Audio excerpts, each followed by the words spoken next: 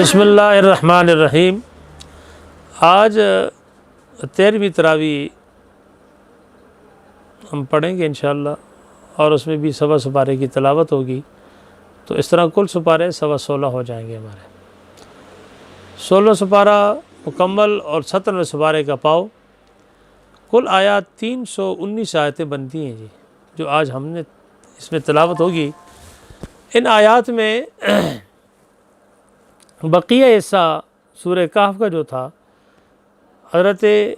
خضر علیہ السلام نے حضرت موسیٰ علیہ السلام سے یہ کہا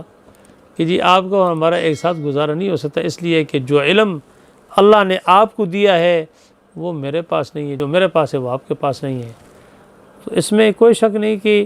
بعض علم وہ ہوتے ہیں جن کا تعلق ظاہر شریعت سے ہے، بعض وہ ہیں جن کا تعلق باطن شریعت سے ہے۔ تو یہ باطنی امور، باطنی کام حضرت خضر علیہ السلام کو اللہ نے القاء کیے تھے، بتائے تھے، اور حضرت موسیٰ علیہ السلام ظاہری شریعت کے مامور اور اس کے مکلف تھے، تو اس لیے ان کے حساب سے کشتی کے تختے کا الٹنا، نکال دینا، بچے کا مار دینا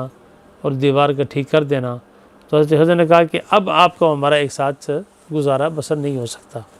فرمایا کہ میں ان تینوں کی وجہ بتاؤں گا کہ میں نے یہ کیوں کیا۔ تو حضرت خضر علیہ السلام نے ان کی وجوہات میں سے ایک وجہ بتائی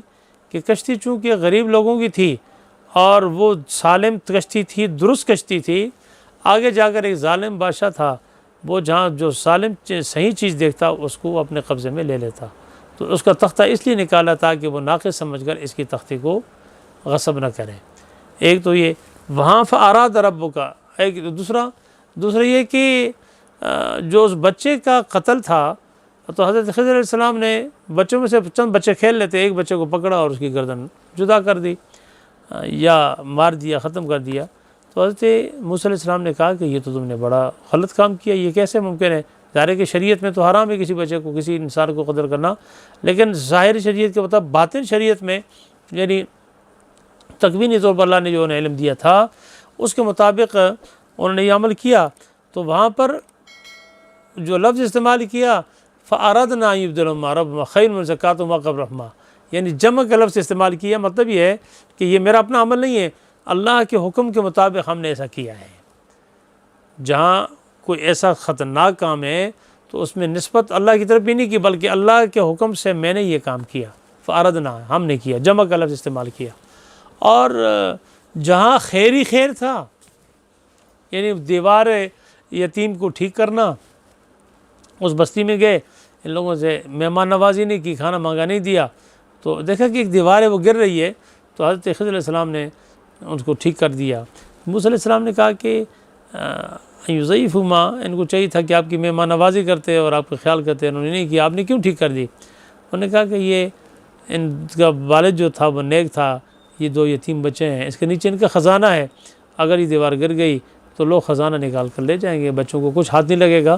تو اللہ نے ان کی اس نیکی کو قبول فرمایا۔ تو یہ 3 وجوہات بتائی۔ نبی کریم صلی اللہ علیہ وسلم کا ارشاد ہے کہ اللہ رحم کرے حضرت موسیٰ علیہ السلام پر، اگر وہ صبر کرتے تو حضرت خضر پتہ نہیں کتنے کی اور واقعات ہمیں بتا دیتے کہ اس سے ہمیں کیا کیا سبق ملتے ہیں۔ پھر اسی طرح ذوالقرنین بادشاہ کا ذکر ہے، اور آخر میں سورہ کہف کا میں نے فضیلت کے طور پر یہ بات ذہن میں رہے کہ سورہ کہف کی بڑی فضیلت ہے۔ نبی کریم صلی اللہ علیہ وسلم نے فرمایا کہ جو شخص سورہ کہف پڑھتا ہے اللہ اس کو فتنہ دجال سے محفوظ فرماتے ہیں۔ اور دوسرا یہ کہ جو اس کو جمعے کے دن پڑھے گا، ایک جمعے سے لے کر دوسرے جمعے تک اس کے لیے نور ہی نور ہے۔ بعض علماء نے کہا کہ اس کی ابتدائی 10 آیتیں اور آخری 10 آیتیں یاد کر لینا، پڑھنا، یہ فتنہ دجال سے اللہ اس بندے کو محفوظ کر دیتا ہے۔ تو ویسے تو بہترین یہ ہے کہ جمعے کے دن کے معمول میں سے اس کو بنا لیا جائے، سورہ کہف کی تلاوت ہو اور اس کو پڑھ لیا جائے، تو اللہ ہر فتنوں سے انسان کو محفوظ فرماتا ہے۔ سورہ مریم، حضرت مریم کا واقعہ اس میں بیان ہے۔ اس میں چونکہ حضرت زکریا علیہ السلام کی دعاؤں کا وہ صلہ اللہ نے حضرت یحییٰ کی صورت میں جو انہیں عطا کیا، تو وہ پھلوں کا حضرت مریم کے پاس آنا، تو حضرت زکریا علیہ السلام نے دعا کی، اللہ نے اس دعا کو شرف قبولیت سے نوازا، اور پھر کہنے لگے کہ یا اللہ یہ کیسا ممکن ہے، میں تو عورت میری بانجھ ہے، وامرأتی عاقر، اور میں شیبہ، بڑھاپے کی عمر کو 120 سال سے اوپر عمر تھی ان کی، پہنچ چکا ہوں، تو یہ بچہ ہونا کیسا ممکن ہے؟ تو اللہ نے کہا قال کذالک قال ربک هو علی ہین، اللہ کے لیے سارے کام آسان ہیں، انسانوں تمہارے لیے مشکل ہے، تو رب کے لیے کوئی کام مشکل نہیں ہے۔ اور اسی طرح وہاں ایک جملہ کہا، بڑا پیارا جملہ ہے کہ وَقَدْ خَلَقْتُكَ مِن قَبْلُ وَلَمْ تَكُ شَيْئًا، اے زکریا ہم نے تمہیں بھی تو اس سے پہلے پیدا کیا جبکہ تم بھی کچھ نہ تھے، جب تم بھی وَقَدْ خَلَقْتُكَ مِن قَبْلُ وَلَمْ تَكُ شَيْئًا، تو حضرت زکریا علیہ السلام کو بھی تو ظاہر ہے کہ اللہ نے پیدا کیا، پہلے انسان ہم بھی تو کچھ نہیں تھے، ایک تو یہ۔ دوسرا یہ کہ حضرت مریم، چلیں یہ بھی تو کوئی بات سمجھ میں آ گئی، حضرت مریم کو اللہ نے کہا کہ ہم نے تمہیں بیٹا دینا ہے، تو انہوں نے کہا کہ اللہ یہ کیسے ممکن ہے، وَلَمْ يَمْسَسْنِي بَشَرٌ، کسی انسان نے مجھے چھوا تک نہیں ہے، وَلَمْ أَكُ بَغِيًّا، اور میں خود بھی ایسی کوئی نہیں ہوں۔ اللہ نے وہاں بھی کہا کہ قَالَ كَذَلِكَ هُوَ عَلَيْهِ هَيِّنٌ، جی اللہ نے کہا کہ ہمارے لیے تو یہ سارا آسان ہے، اور جب ہم ارادہ کرتے ہیں تو کسی چیز کے تو وہ کر گزرتے ہیں، اللہ کے لیے کوئی مشکل نہیں ہے۔ دنیا کو یہ بتانا مقصد تھا کہ اللہ چاہے تو ماں باپ کے بغیر بھی اولاد دے سکتا ہے، جیسے آدم علیہ السلام کو پیدا کیا، اللہ چاہے تو ماں باپ کے ساتھ بھی جیسے ہم لوگ ہیں، اور اللہ چاہے تو بغیر باپ کے بھی اولاد دے سکتا ہے، جیسے حضرت عیسیٰ علیہ السلام کو اللہ نے پیدا کیا۔ یہ ساری کائنات کی تخلیق کا سلسلہ ہے، اور ماں باپ کے ساتھ بھی تو ظاہر ہے کہ پوری دنیا میں سلسلہ ہے۔ اللہ کے لیے کوئی مشکل کام نہیں ہے۔ اللہ بتانا چاہ رہے ہیں کہ انہ بکل شیء علیم، ان اللہ علی کل شیء قدیر، واللہ علیم بذات الصدور، وہ ہر چیز پر قادر مطلق ذات ہے۔ اس لیے اللہ تعالیٰ نے یہ سارے کرشمے کر کے بتا دیے۔ حضرت مریم کا قوم کے پاس آنا، پھر قوم کے سوال و جواب، پھر بچے کا بولنا، پھر اپنی وحدانیت کا اظہار کرنا، تو اپنی نبوت کا اعلان کرنا، تو یہ ایک واضح دلیل ہے کہ حضرت عیسیٰ علیہ السلام اللہ کے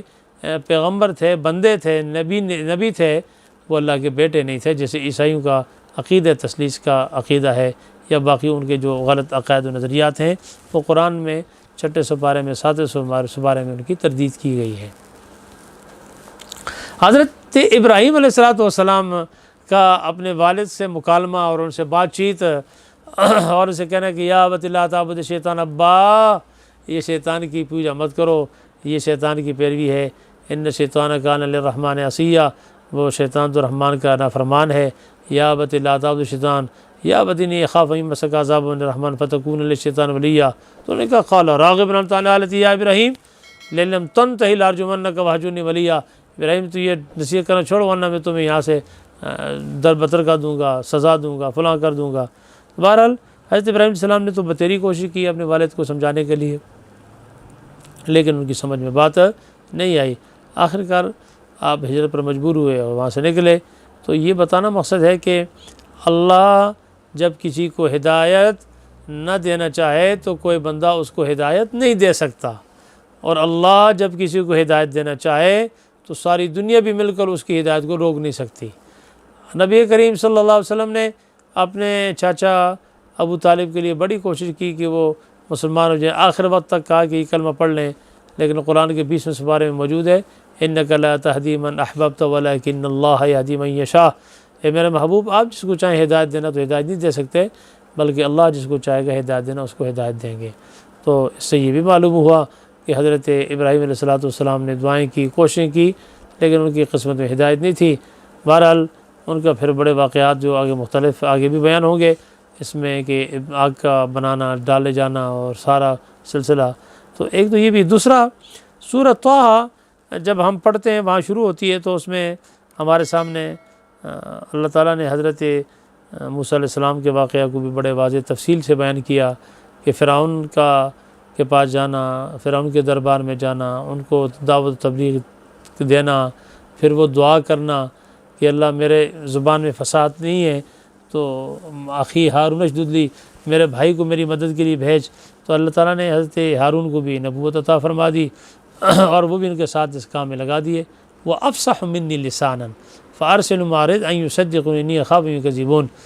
تو ایک تو یہ ہوتا ہے کہ دو آدمی ہوں تو ہمت بڑھ جاتی ہے، دوسرا زبان کی فصاحت و بلاغت بھی اللہ کو بڑی مطلوب ہے، یہ بھی اللہ کی خصوصی دین ہے کہ کسی کو یہ نعمت عطا ہو۔ بہرحال حضرت موسیٰ علیہ السلام کی وہ دعا کرنا اور اپنی معذرت پیش کرنا، اللہ تعالیٰ نے حضرت موسیٰ علیہ السلام کو بڑی حکمتوں سے نوازا تھا اور معجزات بھی عطا کیے تھے۔ اور وہ معجزات کا سلسلہ بھی پھر ان کے سامنے بہت ساری صورتوں میں آیا۔ پھر وہ سامری کا جو ہے وہ لوگوں کو گمراہ کرنا، بچھڑے کی عبادت و پوجا کی طرف لگانا، پھر بنی اسرائیل میں ان کو حکم دینا کہ ان کو مارو، قتل کرو، اور ان لوگوں نے پھر قتل کیا۔ تو اس سے یہ بھی معلوم ہوتا ہے کہ اس زمانے میں جو سزا تھی وہ کسی توبہ یہی تھی کہ وہ ان کو جس نے گناہ کیا اس کو گناہ والے کو ختم کر دیا جائے۔ تو یہ تو اللہ نے ہمارے لیے آسانی کی ہے کہ ہم گناہ کرتے ہیں رات و دن کے تو پتہ نہیں چلتا، اللہ پردہ پوشی ڈال دیتا ہے، ورنہ پہلی امتوں میں ایسا نہیں ہوتا تھا، انہیں سزا کے طور پر ان کی جانوں کو قربان کرتے تھے تو تب جا کر ان کا وہ گناہ معاف ہوتا تھا۔ یا جیسے بنی اسرائیل کے اس میں لکھا ہے کہ یہ رات کو کوئی اگر کسی گھر میں گناہ ہوتا تو صبح اس کے دروازے پر لکھا ہوتا تھا کہ اس نے یہ گناہ کیا ہے۔ تو اللہ نے تو ہمارے اوپر پردہ ڈالا ہے، ہم تو سو کچھ کرتے ہیں، لیکن اللہ تعالیٰ نے پھر بھی ہمارے گناہوں کے اوپر عیوب پر پردہ ڈالا ہے۔ تو قرآن نے ہمیں یہ ساری حقانیت اور صداقت بتائی اور امت کو اس بات کی طرف بلایا اور یہ بتایا کہ وما اوتیتم من العلم الا قلیلا، اے لوگو اللہ نے اپنے محبوب سے کہا کہ تم علم نہیں دیا مگر تھوڑا سا، تو میرا اور آپ کا علم اس کے مقابلے میں تو کچھ بھی نہیں ہے۔ اس لیے اللہ جو ہے وہ قادر مطلق ذات ہے، علیم و بذات صدور ہے۔ حضرت آدم علیہ السلام سے بھی لغزش ہوئی تو وہاں ان کے لیے بھی سرزنش کے الفاظ اللہ نے یعنی نازل کر دی، وعصی آدم ربہ فغوی۔ بہرحال قرآن نے ہمیں جو درس دیا ہے کہ لوگوں ومن اعرض عن ذکری فإن له معیشۃ ضنکا،